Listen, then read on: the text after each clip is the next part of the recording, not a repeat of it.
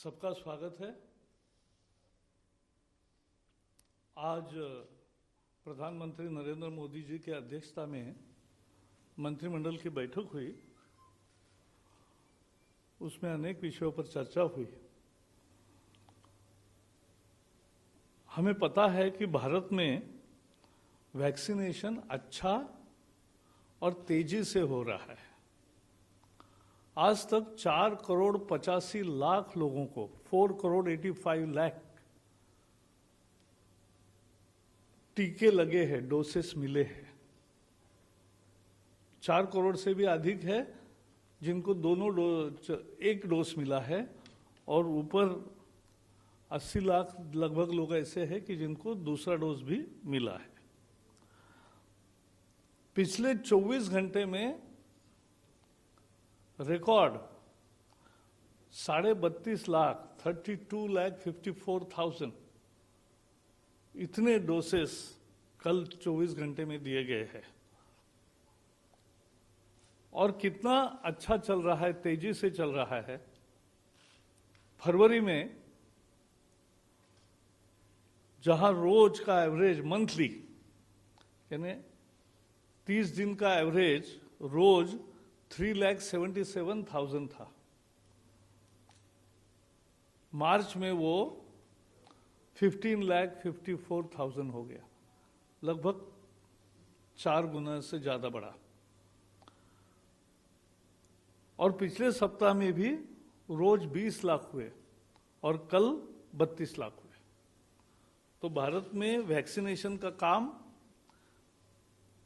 अच्छे तरीके से चल रहा है और तेजी से भी चल रहा है। आपको यह भी मालूम है कि पहले हेल्थ वर्कर्स और फ्रंटलाइन वर्कर्स, इन सब के लिए वैक्सीनेशन की सुविधा की गई, और वो आज भी जारी है। कुछ लोग जो बचे हैं उनका आज भी हो सकता है। फिर 16 फरवरी से 60 से ऊपर जो बुजुर्ग है, उन सबको जिनकी उम्र 60 से ऊपर है, ऐसे सभी लोगों को वैक्सीन मिलने की सुविधा उपलब्ध करी थी। और 45 to 60, 45 से 60 तक जिनकी उम्र है, अगर उनको कोई बीमारी है तो बीमारी का सर्टिफिकेट लाने के बाद ही उनको वैक्सीन अभी तक मिलता था। लेकिन जैसे मैंने कहा, आज मंत्रिमंडल के बैठक में चर्चा हुई और विशेषज्ञों की सलाह, टास्क फोर्स का सलाह और वैज्ञानिक आधार पर 2 फैसले किए गए। पहला फैसला यह कि 1 अप्रैल के बाद 45 से ऊपर कोई भी हो जिसको बीमारी है या नहीं है, सबको वैक्सीन उपलब्ध होगा। So from 1 April anybody who is over 45 age will get vaccination even though he has no comorbidities. उसके लिए उसे अब कोई दाखिला लाने की, सर्टिफिकेट लाने की जरूरत नहीं है। 45 उम्र है, उसको मिलेगा 45 से ऊपर। तो ये एक बड़ा बेस के तरफ हम जा रहे हैं। और दूसरा भी निर्णय लिया वैज्ञानिक आधार पर टास्क फोर्स के सलाह से कि जो वैक्सीन के दरमियान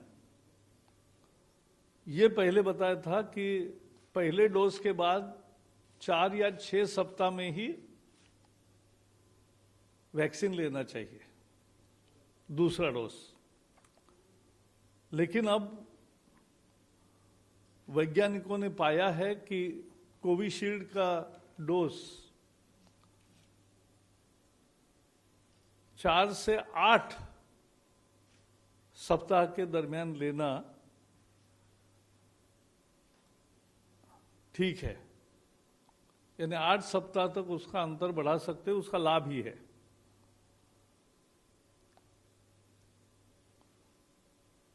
इसलिए हमारी सबको दरख्वास्त है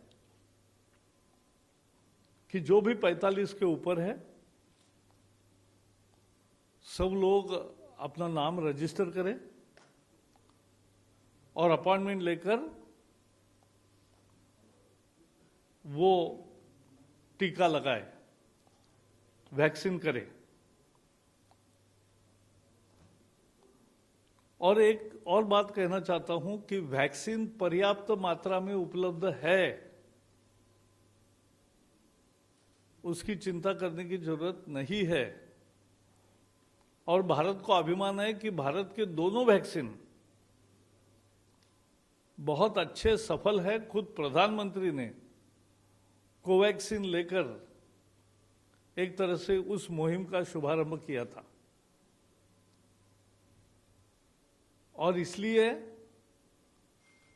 कोई भी वैक्सीन ले, डॉक्टर के सलाह से दूसरा डोज ले और अपना नाम रजिस्टर करके पहले वैक्सीन ले ले। और 45 से ऊपर कोई भी हो उसको अब ये वैक्सीन मिलेगा। So today cabinet discussed one important issue of more vaccinations, as we have already achieved speedy and good vaccination campaign. Till today we have provided vaccinations to the tune of 4.85 crore. Vaccines have been administered.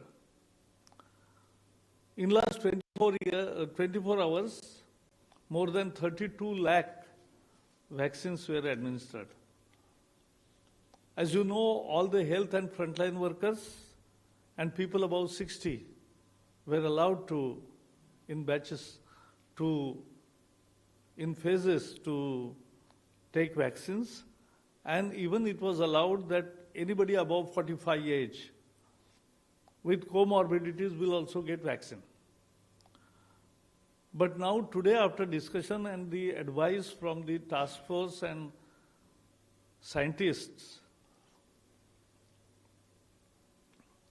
this is decided that from 1st April, the vaccine will open for everybody above 45 years of age. So we request that all eligible people should immediately register from 1st April and get vaccinated, because that is basically the shield against the disease. In a second decision also, the advice given by the scientists and world scientist bodies also,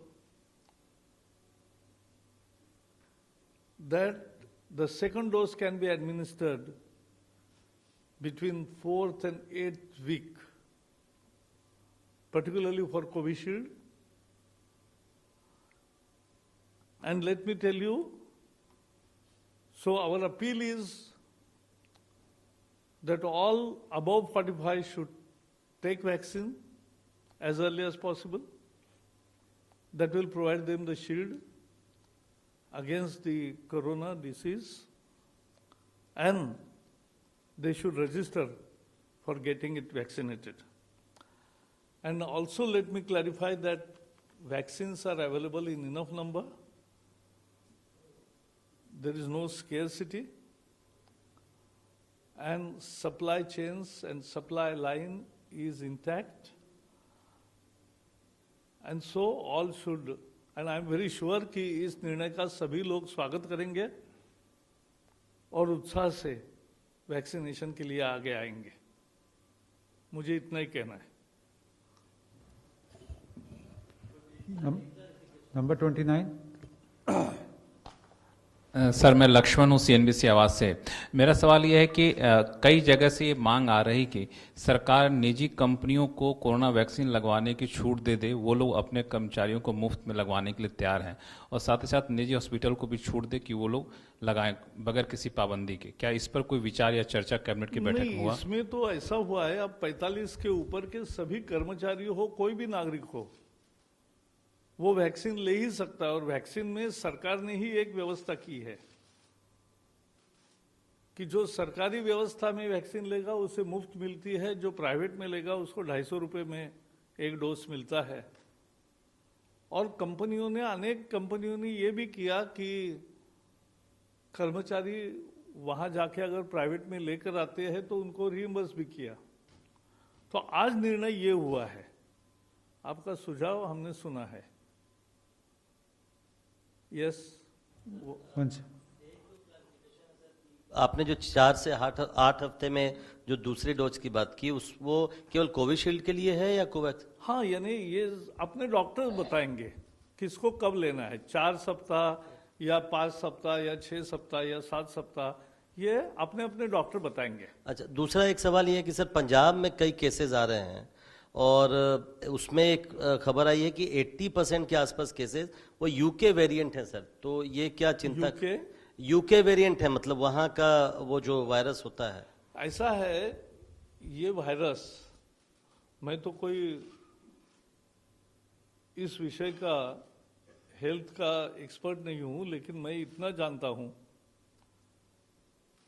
कि ये अनेक variant में नए नए रूप से उभर के आता है और इसी के लिए वैक्सीन कैंपेन बहुत महत्वपूर्ण है। सब लोग जो एलिजिबल है वो सब वैक्सीन कर ले, क्योंकि यही एकमात्र कवच है अपना, सुरक्षा कवच।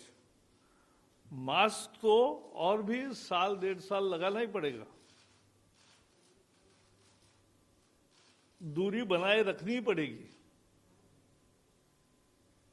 लेकिन और हाथ धोने ही पड़ेंगे बार बार। लेकिन एक करने की जरूरत है कि वैक्सीन लेने से अपने को एक बहुत इंपॉर्टेंट सुरक्षा कवच मिलता है और यही उसका अर्थ है। 31। मैं आमिर हूँ न्यूज़ नेशन से। सर, कोरोना फिर से वापसी कर रहा है एक तरह से, आपने देखा महाराष्ट्र, पंजाब और तमाम जगह पे मामले बढ़ रहे हैं। पहला सवाल तो यही है कि वैक्सीन आपने कहा पर्याप्त मात्रा में है, क्या दूसरी और वैक्सीन्स को जगह मिलने वाली है भारत में? पहली चीज़ ये। और दूसरा ये कि सरकार आने वाले समय में क्या सख्ती करने वाली है, क्योंकि बाजार खुले हुए हैं, मार्केट पूरी खुली हुई है, वहाँ पे आप भीड़ देख रहे हैं, वहाँ पे लोग मास्क नहीं पहन रहे हैं, बिल्कुल भी डिस्टेंसिंग बिल्कुल नहीं है। तो आपको नहीं लगता कि आने वाले समय में कुछ ऐसे कदम उठाए जा सकते हैं सरकार की तरफ से, आपकी तरफ से? नहीं, मुझे ये नहीं लगता कि कंपल्सन होती है किसी चीज की। लोग स्वयं भाग ले रहे हैं। आपने देखा 4,85,00,000 से ज्यादा वैक्सीनेशन हो गए, so it's not a small number. तो ये बहुत तेजी से और बढ़ेगा, और कल 32 लाख हुए हैं, तो अब तो और भी तेजी से बढ़ेगा। तो ये मुझे विश्वास है। और जहां तक दूसरे वैक्सीन का मुद्दा है, स्वास्थ्य मंत्री ने पहले ही बताया है, हर्षवर्धन जी ने, कि और भी विभिन्न ट्रायल स्टेज में वैक्सीन्स तैयार हो रहे हैं। उनकी उम्मीद है कि जल्दी ऐसे नए वैक्सीन्स भी मिलेंगे। चलो, बहुत बहुत धन्यवाद, थैंक यू। हाँ, बताओ ना, फिर से दूसरा सवाल मैं ले लेता हूँ सर। लॉकडाउन किया जा रहा है, क्या केंद्र सरकार के स्तर से किसी भी तरह के कोई इंस्ट्रक्शन लॉकडाउन की तरफ, पूरे लॉकडाउन नहीं, पार्शियल लॉकडाउन की तरफ कोई इंस्ट्रक्शन? केंद्र सरकार जिन राज्यों में विशेष